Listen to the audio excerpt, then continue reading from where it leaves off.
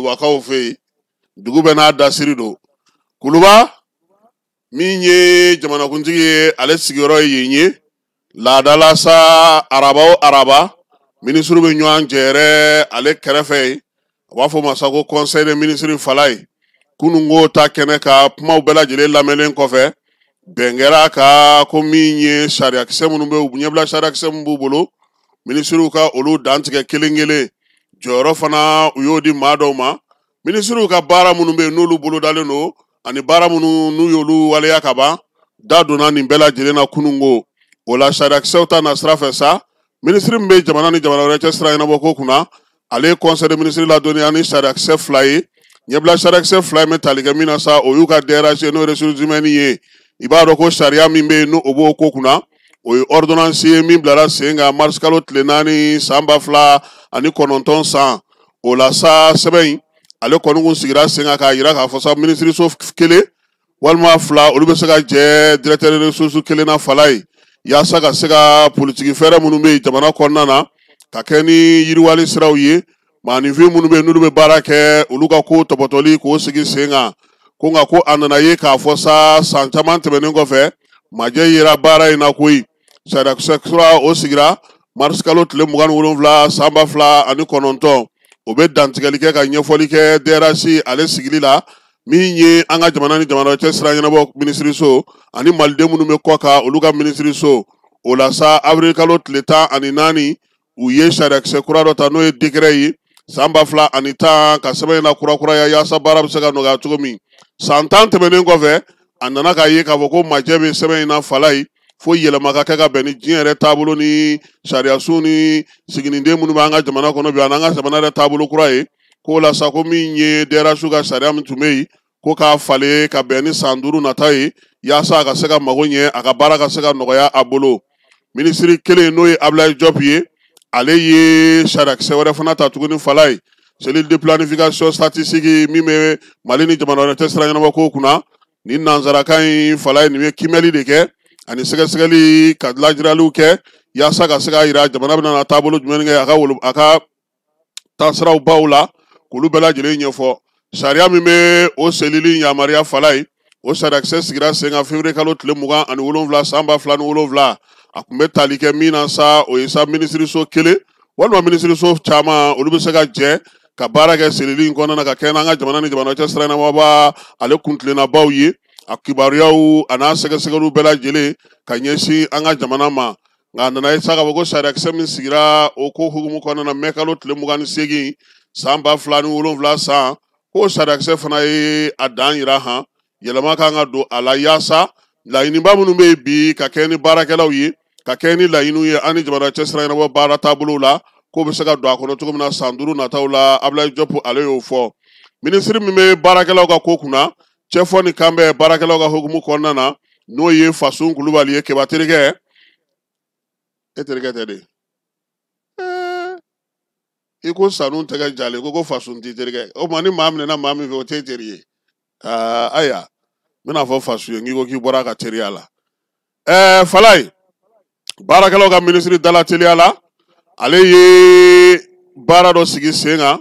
n'o ye décret ye décret in bɛ tali kɛ mun na sa ko ka dɔ fara baarakɛlaw sara kan conseil des ministres ale ko sa faso ka cakɛlaw marabolo minnu bɛ yen n'o ye collectivité territoriales ye olu ka sarako k'a bɔ dugumada la ka na sanfɛda la ko k'a lajɛ kundamanin ka di u ma min bɛ se ka bɛn u ma nin waati in na o la sa maa minnu bɛ baara kɛ o kɔnɔna na n'o ye contractuels ye école karamɔgɔ kunda n'o ye maa wɛrɛw ye minnu bɛ baara kɛ école karamɔgɔ kunda marabolo kɔnɔna na ka taa se baara in yɛrɛ ɲɛnabɔbaa bɛ maa minnu bolo sa n'o ye minisiriso yɛrɛ ye ale ye fɛɛrɛ kɛrɛnkɛrɛnnen sa ka sigi sen kan ko sabula Mali gouvernement ale ni baarakɛlaw ka tɔnjɛkulu tun y'u bolonɔ don sɛbɛnna a fɔ masa ko pacte de croissance fala ye o sigira sen kan août kalo tile 25 san 2023 Mali gouvernement min ye patronat ye n'o ye juraw ka soba ye ka taa fara sa baarakɛlaw ka lafasajɛkulu bɛɛ lajɛlen kan o kɔfɛ sa k'u ye jɛrɛ kɛrɛnkɛrɛnnen fana sigi u bɛ se ka ɲɔgɔn ye yɔrɔ min na sa k'a lajɛ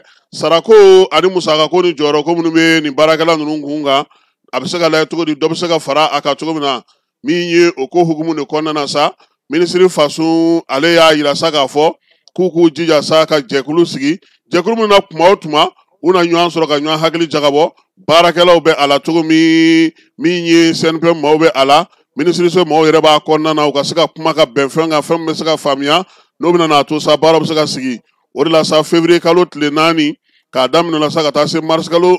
tile 11 ma u ye baara ninnu kɛ ko fala k'a lajɛ u bɛ se ka bɛn minnu kan k'u ka bɛnkanw o wolola min na o de filɛ nin ye koyi o ye sa ko k'a lajɛ min ye indice ye n'o ye sara yɛrɛ kiimɛlikɛla ye ko k'o yɛlɛ sanfɛ dɔɔni yaasa dɔ bɛ se ka fara faso baarakɛlaw ale ni marabolo taw kɔ dɔ fara olu kan min ye nin ɲɛbila sariyakisɛ in ye sa n'o o taara a ko min ye majoration ye fala ye 100 sarada la 5 buruburu 5 ko k'o fara k'a ka bɛn ni janvier kalo tile fɔlɔ san 2026 ye faranga wɛrɛ fana bɛna kɛ tuguni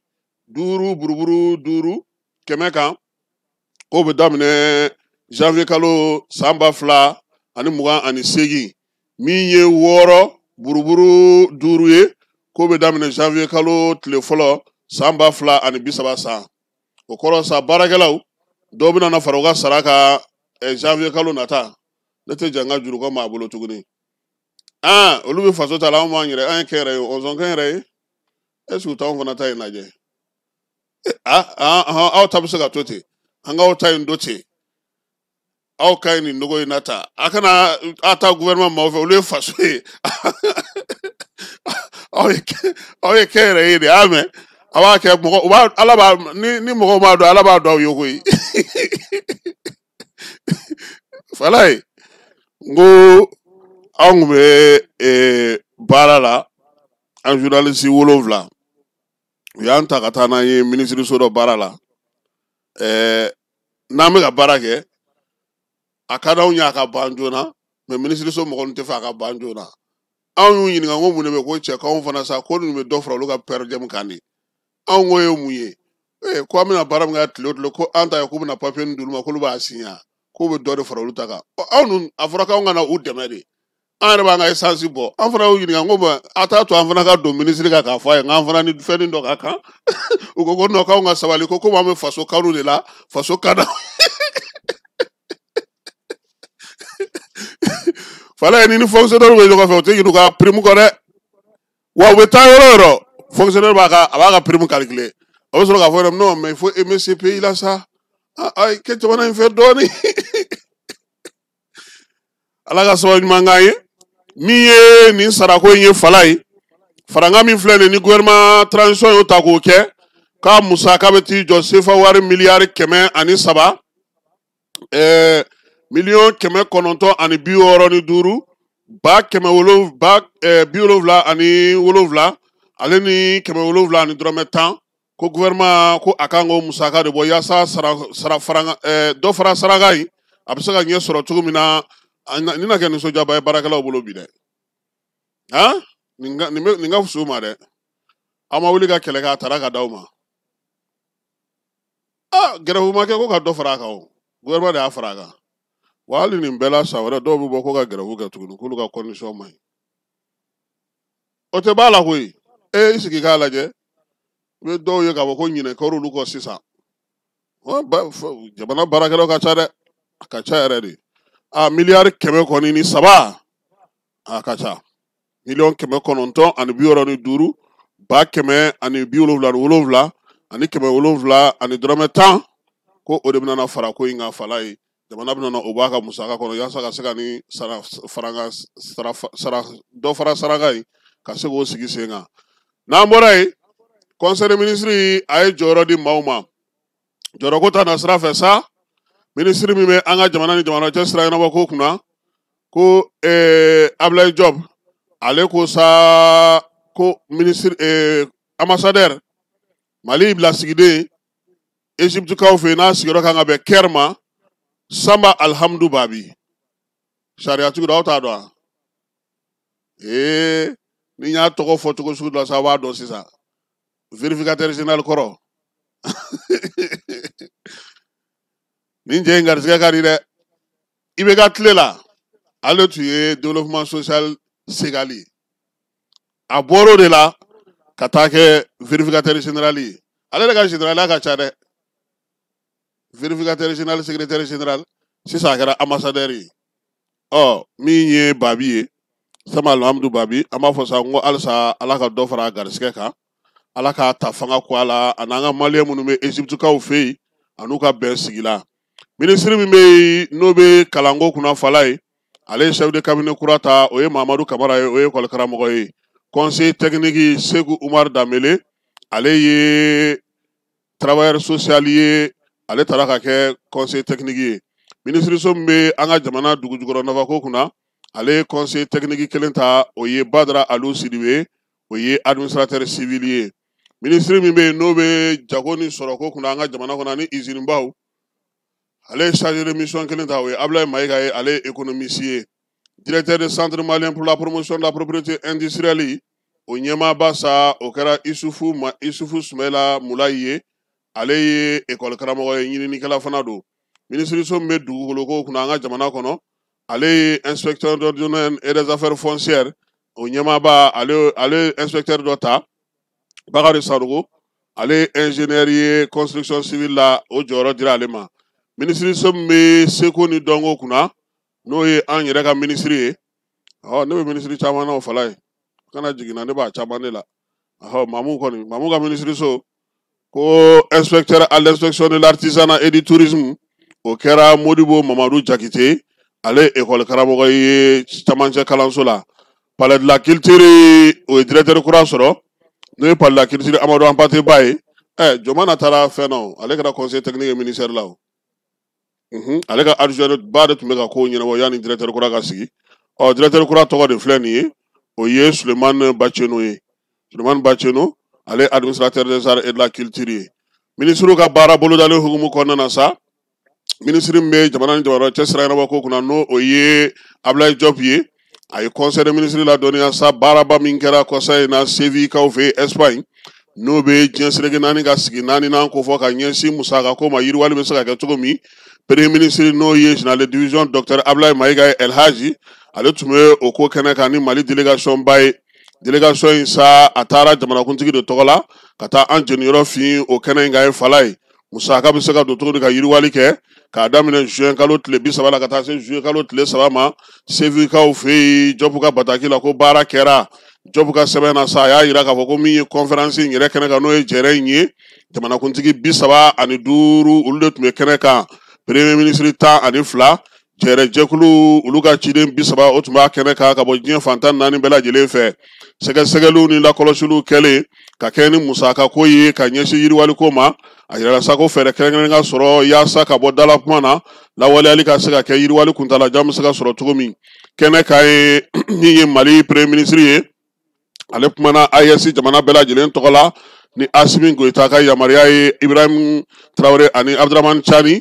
yaasa baara min bɛna kɛ AES kɔnɔna na ka ɲɛsin yiriwali ko ma ko yɛlɛma ka don a la falen ka don a la wa u k'a to fana min ye lakanako ye u k'o ta u ka ba la sabula bi yiriwali foyi tɛ se ka ɲɛ sɔrɔ ni lakana tɛ yen bɛɛ ni kelenya sinsin ni cɛfɔ ni kanbɛn diɲɛ fantan 4 bɛɛ lajɛlen fɛ ani yɛrɛma hɔrɔnya ko k'u ka u hakili to o la ɲɔgɔn ye in sen fɛ sa Job ka sɛbɛn na a ko min ye fanga ɲɛmaa ye n'o ye général de division Ablaye Mayiga ye fala ye ko ani diɲɛ maabaw caman ye ɲɔgɔn ye min ye vice secrétaire général des Nations Unies n'o o ɲɛsinnen don sa yiriwali ko ma cɛncɛnfo ka jamanaw ka sa a n'o ye ɲɔgɔn ye directrice min fana bɛ yen n'o bɛ club de Sahel kunna fana farafinna an fanfɛ bolo fɛ a n'o fana ye ɲɔgɔn ye premier ministre ani an ka maa minnu bɛ Espagne kaw fɛ yen a ka tagali sen fɛ Ablaye Diop ko k'a n'olu fana ye hakilila falen kɛ ko bɛɛ lajɛlen ye o ye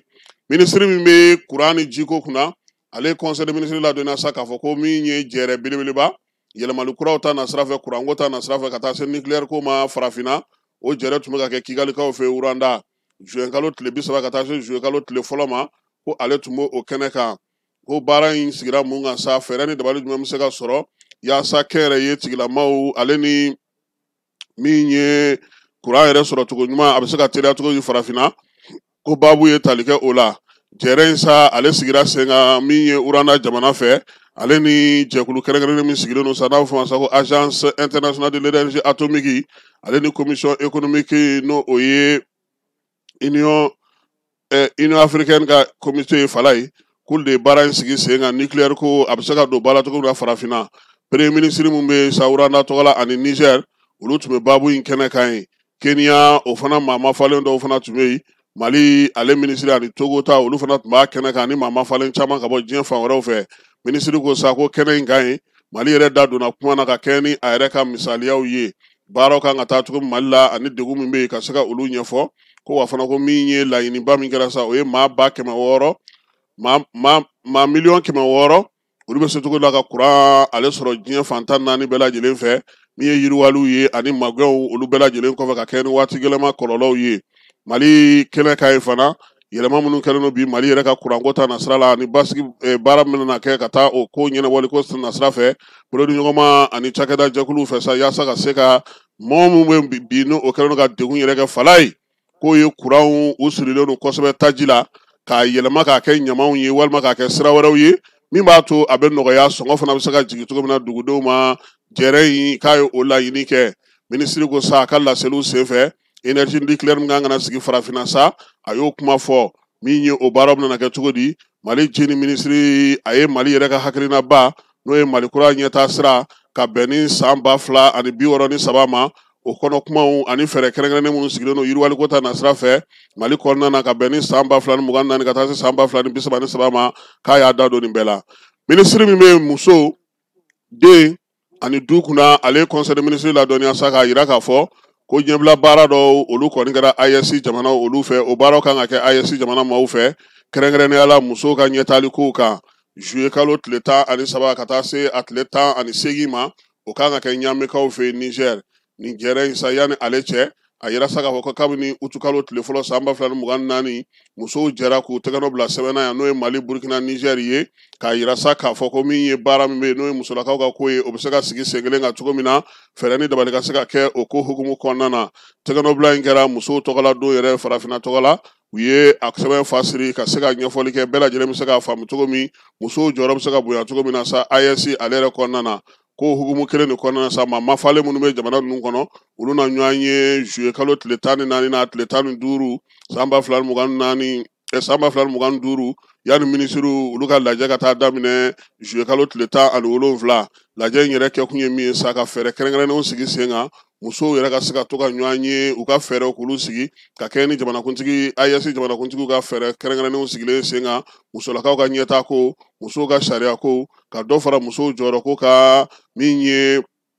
waleyaw timɛli kɛnɛw kan ani musolakaw bɛ se k'u sen don cogo min na farafinna an fanfɛ bolo baaraw bɛɛ lajɛlen na. Minisiri min bɛ musow ka ko kunna hali bi fala ye a ko juillet kalo tile nata in tile 31 o ye farafinna musow tɔgɔla don ye ɲinan ta in sa ko ye ko Mali musow tɛna to kɔ koyi wale ɲuman dɔn ale ni wulikajɔ musow bɛ se cogo min na ka kan hɔrɔnya ka ɲɛsin u yɛrɛ ka yiriwali baaraw ma min ye jamana farafinna kɔnɔna na ko baabu bɛna sigi o kan nka Mali kɔnɔna na sa u kɔni y'a ta sa k'a jira k'a fɔ sariyaw olu labatoli kuma tɛ farafinna degun minnu dara ka sa ka se ka olu latilen hukumu kɔnɔna na farafinna bɛna n'a ka baabu k'o kan ka se ka fɛɛrɛw sɔrɔ cogo min na musolakaw jɔyɔrɔ bɛ se ka bonya cogo min na sɔrɔ ko ta nasira fɛ farafinna musow yɛrɛ ka se ka wulikajɔ kɛ min ye tiɲɛni ni degun minnu kɛra olu bɛ se ka latilen cogo min na nka Mali kɔnɔ yan sa don in u y'a jira sa ka u bɛna n'a sigi sen min kan sa o ye sen min ye sa n'o ye dakun ye o ye ka fɛɛrɛ sigi sen kan kiiri ani adamadenya ni sɔrɔ ko ta nasira fɛ min ye sigida ko ye musow jɔyɔrɔ bɛ se ka bonya o la cogo min na